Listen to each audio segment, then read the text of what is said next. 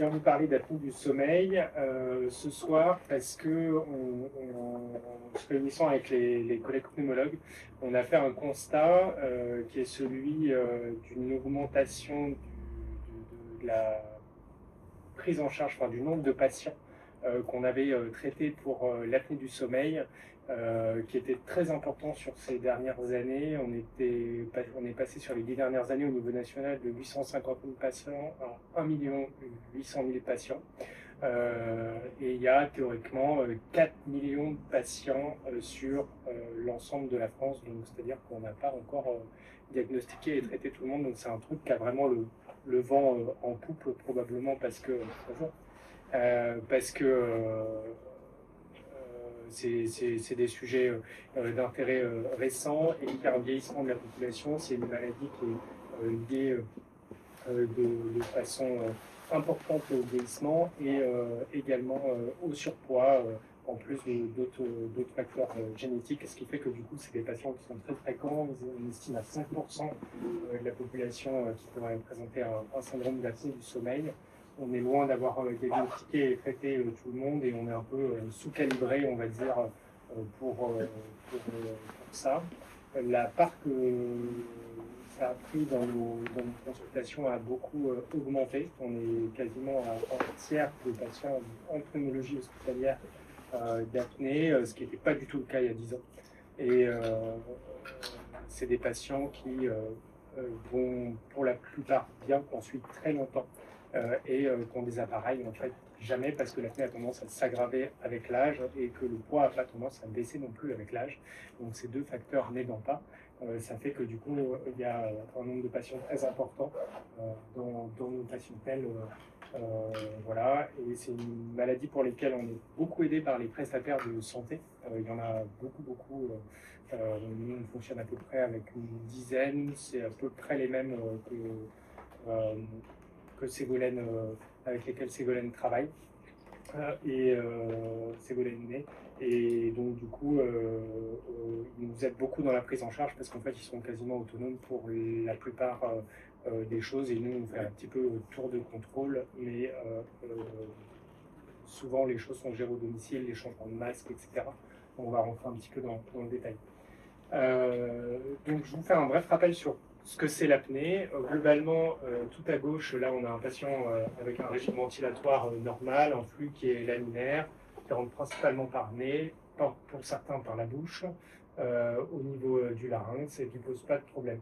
Quand le patient fait une hypopnée, il y a un recul du massif oropharyngé, notamment de la base de la langue, qui vient rétrécir le calibre des voies aériennes, et le flux devient turbulent, ce qui occasionne souvent un ronflement.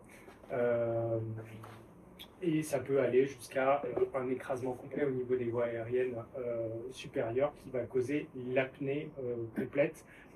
Quand c'est quelque chose de partiel, on parle d'une hypopnée plutôt que d'une apnée. Juste pour faire un rapide tour des acronymes qu'on utilise très fréquemment dans cette pathologie, il y a l'index d'apnée-hypopnée, donc c'est ce qu'on vient de voir, c'est le nombre d'hypopnées et d'apnées qui sont faites en 1 heure. On en fait tous en fait un petit peu. On considère que quand on en fait moins de 5, c'est normal.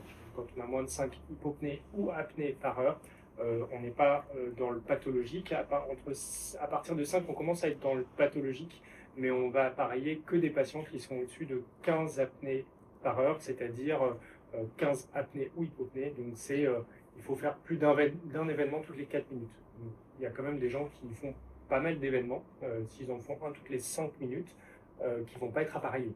Donc on peut avoir des gens qui nous disent mon conjoint la nuit il ronfle ou il respire pas bien, mais en fait il n'y a pas forcément de bénéfice en tout cas à les traiter, ces gens-là, même s'il y a un peu un problème, probablement que les règles d'hygiène diététique, faire du sport, perdre du poids, l'âge on ne peut pas trop l'inverser.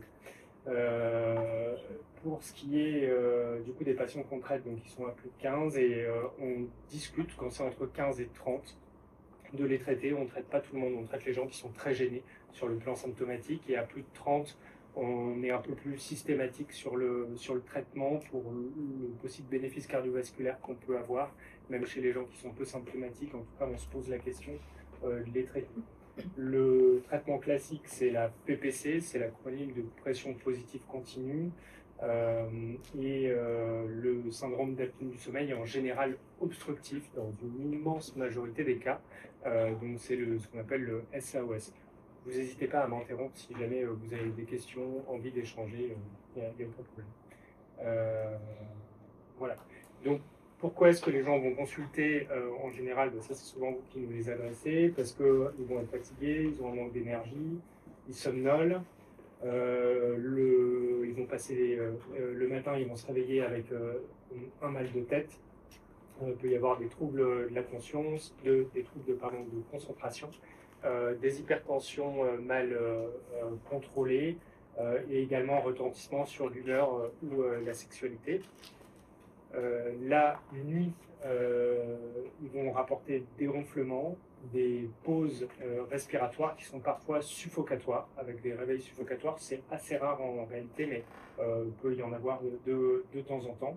Un des symptômes qui est vraiment caractéristique, c'est les réveils nocturnes pour aller uriner. La polyalkylurie, c'est quelque chose qu'on a quasiment systématiquement. Les gens pensent que c'est normal de se lever 3 fois pour aller uriner, mais en réalité, c'est très souvent de l'apnée. Et c'est un bon marqueur également quand on les traite. Si ça disparaît, c'est souvent que le traitement est bien efficace. Donc ça fait partie des choses, des éléments qu'on demande régulièrement en consultation. Voilà, et un peu plus rarement des surnocturnes ou des insomnies. Le diagnostic, on le fait comme ça. On met un petit appareil sur les patients qui s'appelle une polygraphie, avec lequel ils peuvent rentrer à la maison. Donc on leur dit, vous venez avec votre plus joli t-shirt de nuit. Ils viennent avec, et quand c'est à la clinique, ils rentrent systématiquement avec. Nous, on fait un examen sur 2 à l'hôpital. Et de temps en temps, chez les patients où c'est un peu compliqué et on veut aller plus loin, on va à l'hôpital faire la polysomnographie.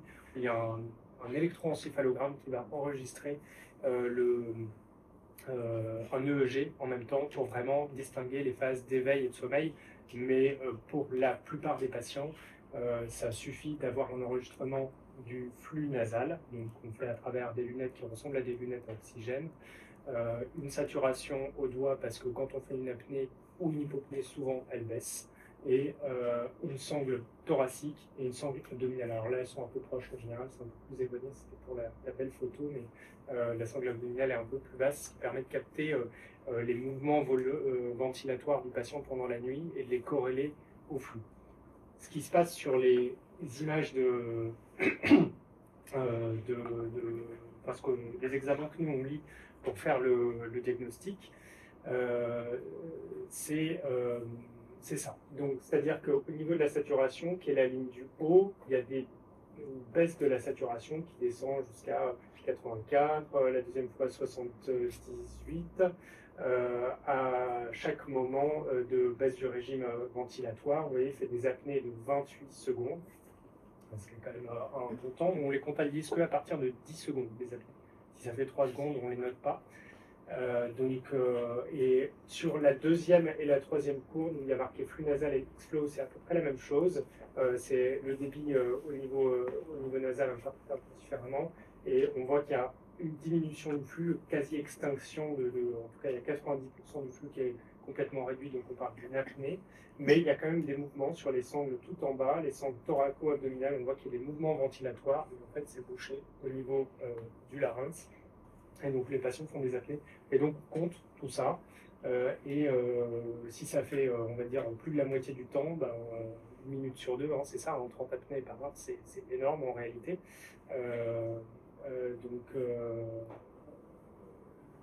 Une toutes les 2 minutes. Si on a plus d'une toutes les 2 minutes, on appareille les gens de façon obligatoire. Enfin, en tout cas, on propose. La machine, c'est ça, je vous en ai ramené une, on pourra l'essayer pour ceux qui ont jamais eu le plaisir de la tester tout à l'heure, si vous voulez.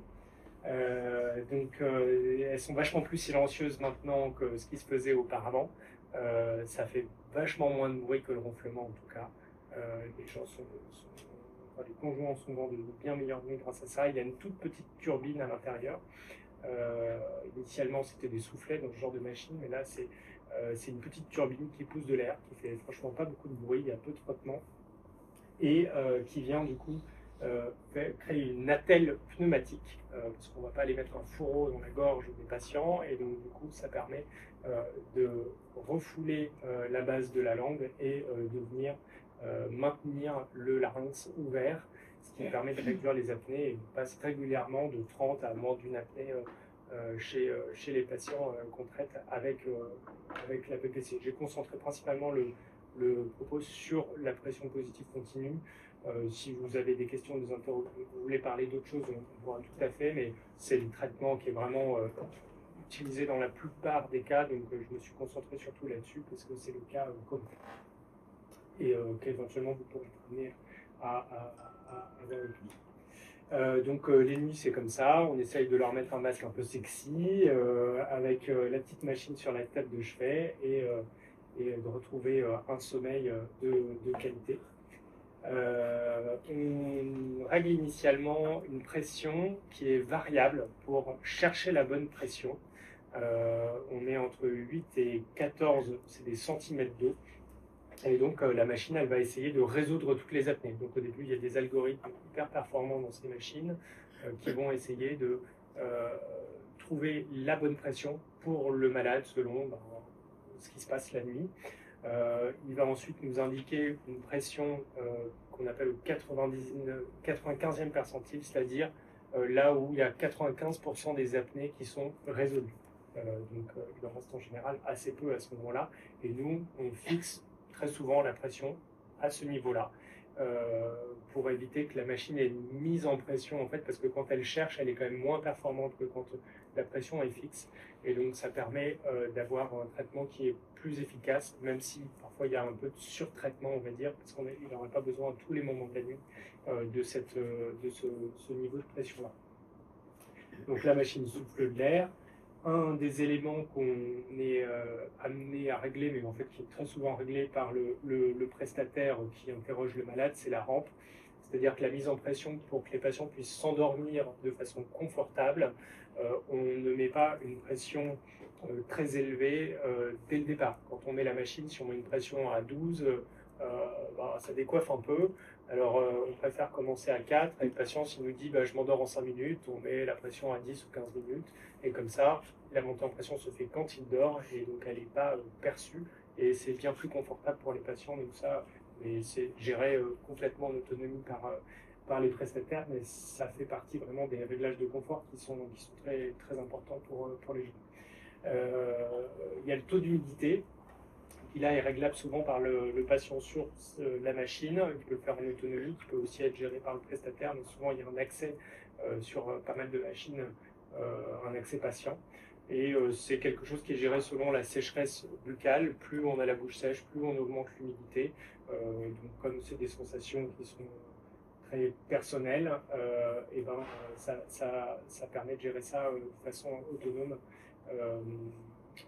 Il y a beaucoup, en fait, il y a quand même vachement plus d'air qui va passer au niveau du larynx que quand un patient respire normalement, parce qu'on vient en souffler, et ça c'est quand même quelque chose qui assèche. Donc on a une petite, vous pouvez voir sur le côté de la machine, il y a un petit réservoir d'eau qu'on remplit tous les jours, qui permet d'enrichir l'air en humidité pour que la ventilation se fasse de façon plus confortable.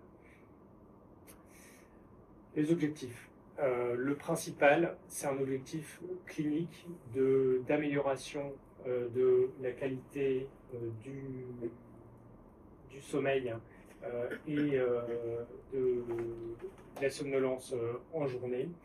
Il y a un effet possible sur la santé cardiovasculaire. En fait, il y a quand même un débat scientifique sur le sujet. La question étant, est-ce que le traitement de l'apnée seul permet de résoudre une part de la mortalité cardiovasculaire? Ça n'est pas sûr. Il y a peut-être un effet, mais les études qui ont été faites étaient souvent faites avec des patients qui ne mettaient pas leur machine toute la nuit.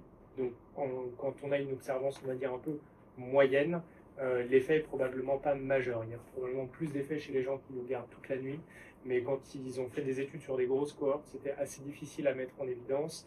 En tout cas, probablement qu'un traitement bien conduit associé avec toutes les mesures de prévention cardiovasculaire, ça a un effet, mais c'est quelque chose que moi j'affirme pas en consultation. Je leur dis que c'est possible que ça a un effet, mais qu'il faut l'associer en tout cas au reste et que là on est quasiment sûr d'en avoir un. Si jamais tout est fait au niveau alimentaire, l'exercice physique, du traitement de la tension, du dépistage cardiovasculaire, etc. Les paramètres qu'on surveille, c'est l'index d'apnée, qui doit revenir du coup à la norme, et l'observance qui doit être à plus de 4 heures par nuit au minimum. L'idéal étant de mettre la machine sur l'intégralité du temps du sommeil et de la sieste, mais il n'y a pas énormément de patients qui le font. Donc voilà, en tout cas, si on est à plus de 4 heures, on sait déjà on commence à avoir un impact. Le dernier élément qui est quand même intéressant de suivre, c'est les fuites, parce que quand il y a des fuites, le traitement ne marche pas très bien. Parce qu'on applique une pression, alors si il y a un trou d'air, et ben, du coup la pression elle s'applique pas vraiment pas complètement au niveau du larynx. Donc ça c'est l'ennemi numéro de la ventilation. Souvent on passe une partie de la première année à essayer de gérer ces problèmes de fuite, à changer de masque, trouver une interface bien adaptée pour les patients, que ce soit un masque sous l'arrière. Il y en a qui dorment sur le ventre, sur le côté, qui font la samba la nuit. Enfin, voilà. On essaye de s'adapter aux patients, sachant que c'est le prestataire qui fait ça en fait avec des visites à domicile très régulières. Encore une fois, nous on est un peu là en backup, mais ils sont quand même très autonomes sur tout ça. L'idéal étant également d'avoir un masque nasal, parce que quand on met un masque nasobuccal, il y a un appui mentonnier, et donc on vient reculer le massif facial et en fait on crée des apnées. Donc si on peut, on garde un masque nasal. Parfois il y a des gens qui ont des fuites buccales, donc on est embêté parce que la nuit ils ont des grosses ouvertures de bouche, on perd l'efficacité de notre ventilation. Donc il y a plusieurs solutions. Soit on leur met une mentonnière, c'est la première chose que je fais en général, donc je leur sangle un petit truc sur le masque, ou en plus oui ça commence à faire un peu lourd. En général la mentonnière, on nous dit bon c'est quand que ça s'arrête. Donc en tout cas ça peut être proposé, ça marche pas hyper bien parce que les tissus ils se détendent quand même pas mal, et les gens en fait quand ils ouvrent la bouche ça pousse la montée. Bon, mais ça peut être une solution. Globalement, il y a un peu deux options. Si on met ça à part, c'est soit la ventilation se passe bien, elle a eu un effet thérapeutique satisfaisant, on a récupéré une bonne qualité de sommeil, une bonne qualité d'éveil, et il y a des fuites buccales, mais bon, les apnées qui nous sont données par la machine ne sont pas excessives, et le patient est bien, on peut tolérer des fuites, et c'est ce qui arrive assez souvent. En fait, il y a beaucoup de patients qui ont plus de 24 minutes de fuite. On essaye de faire au mieux, mais ça ne fonctionne pas toujours. Soit le patient, il a toujours une qualité de sommeil qui est altérée, ça va pas, il a la bouche sèche, bon, c'est compliqué, et dans ce cas-là, à ce moment-là, on bascule sur le masque nasobuccal qui est en fait la seule solution. Il ne faut pas être obtus, même si ça aggrave un petit peu le phénomène apnéique. Si le patient, ça lui permet de passer de meilleures nuits et pas d'être réveillé plus qu'avant, c'est quand même, c'est probablement l'option à choisir. Et on regarde les fuites, pas la fuite moyenne, mais les fuites au 95e percentile pour être un peu plus, on va dire, exigeant, essayer de faire au minimum. En réalité, quand ils ont regardé les patients, le pourcentage de fuite qu'il y avait au niveau national, je crois qu'il y avait la moitié qui avait plus de 24 minutes. C'est difficile. Alors peut-être que les prestataires n'ont pas toujours été derrière les patients pour vérifier que ça se passait bien et que le patient le tolère bien. Mais en tout cas, c'est pas toujours hyper évident, même s'il faut. C'est la condition d'efficacité du traitement, donc c'est vraiment quelque chose d'important à regarder. Comment se passe une consulte de sommeil? Globalement, on interroge un petit peu le patient sur sa nuit pour savoir est-ce qu'il y a des réveils nocturnes, qui est souvent le témoin d'apnée, est-ce qu'il est toujours aux toilettes.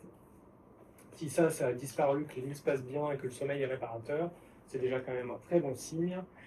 et sur la tolérance de la machine, vérifier surtout qu'il n'y ait pas trop de fuite, encore une fois, fuite, et qu'il n'y ait pas trop de sécheresse aussi au niveau buccal, qui n'est pas toujours quelque chose de facile à gérer. Il y a des patients qui malheureusement se retrouvent avec des sécheresses buccales qu'on n'arrive pas du tout à améliorer. Le prestataire met un tuyau chauffant, l'humidité elle est sur 6, ils ont un masque nasobuccal, mais parfois la pression de ventilation est trop forte et on ne s'en sort pas toujours. Mais en tout cas, on essaie.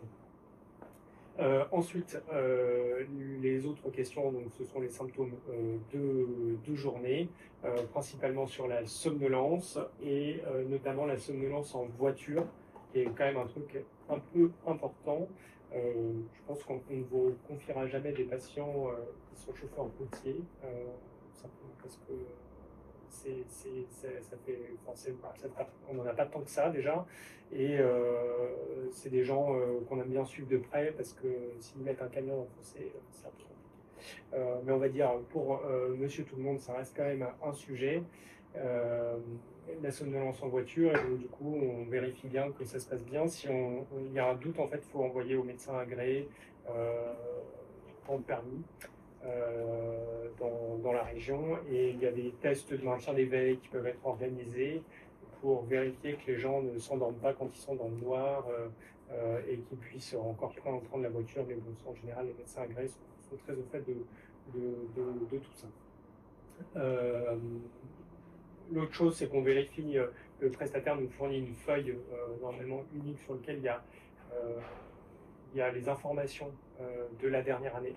Et ça permet de vérifier que la pression de traitement, la durée de traitement, combien d'heures il utilise en moyenne, s'il utilise d'heures par nuit ou 7 heures, c'est pas pareil, et l'index d'apnée. Et à la fin, on fait l'ordonnance de renouvellement. Les deux éléments qui peuvent être intéressants pour si vous voulez affiner un petit peu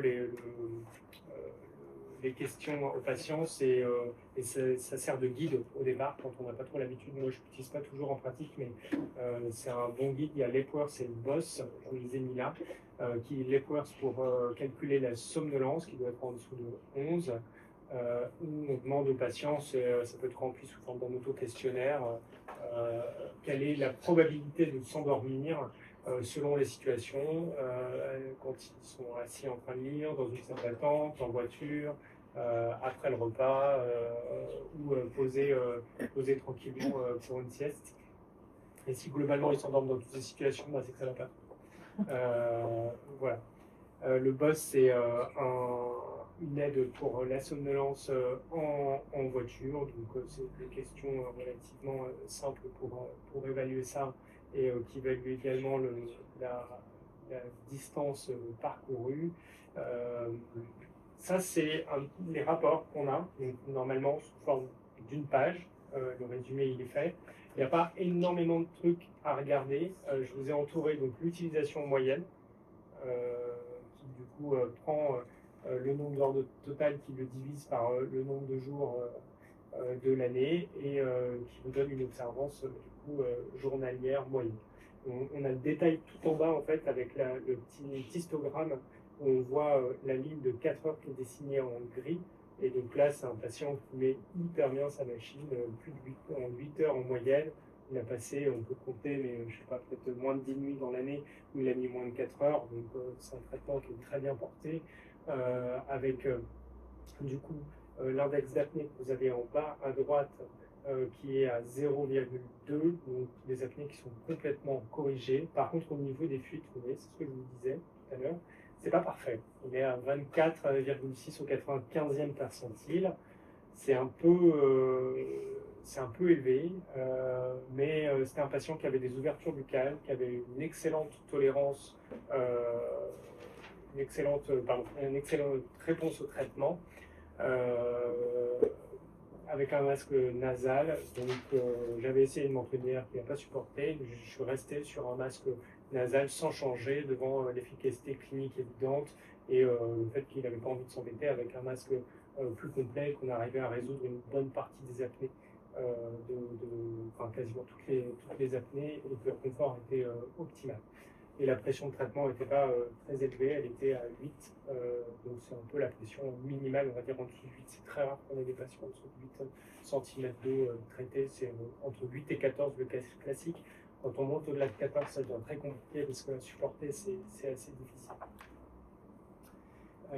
Voilà. Le renouvellement des prescriptions, enfin la prescription initiale déjà. Donc, on les dépiste avec la polygraphie. On fait une première prescription. Alors, c'est des prescriptions qui sont réglementées par la sécurité sociale, qui sont des demandes d'entente préalables, avec 5 feuillets, un peu pénibles à remplir, qu'on remplit. On fait un premier renouvellement comme ça à 4 mois et à 1 an. Pour les libéraux, c'est passé sur le site Amélie, mais c'est les mêmes feuillets. Par contre, la sécurité sociale, devant le nombre de patients qui est devenu un peu dingue, s'est dit on va peut-être simplifier un peu les choses. Donc il y a à peu près 2 ans, ils ont simplifié les choses en permettant pour les patients pour lesquels ça se passe bien, et globalement il n'y a pas de souci, de faire une ordonnance simple sur nos ordonnances habituelles, bisone si jamais ce qu'on a des ordonnances classiques, où la simple mention renouvellement d'une PPC pour 1 an suffit. Signature tampon terminée. Donc moi, c'est ce que je fais en consultation. Quand quelqu'un sur la première année, je fais ça, une ordonnance. Très souvent, en fait, ces ordonnances, elles sont pré-remplies par le prestataire. On nous les envoie, on les signe. Donc, globalement, c'est juste tampon signature. Ce qui accélère encore plus le mouvement. Vous êtes du coup depuis 2 ans autorisé à les renouveler, en plus des médecins spécialistes du sommeil, mais la première année, par contre, ça reste quelque chose qui est réservé aux somnologues, globalement. Pour les patients qui ne sont pas équilibrés, c'est-à-dire prestataires ne sont pas payés si jamais ils n'ont pas le bon formulaire.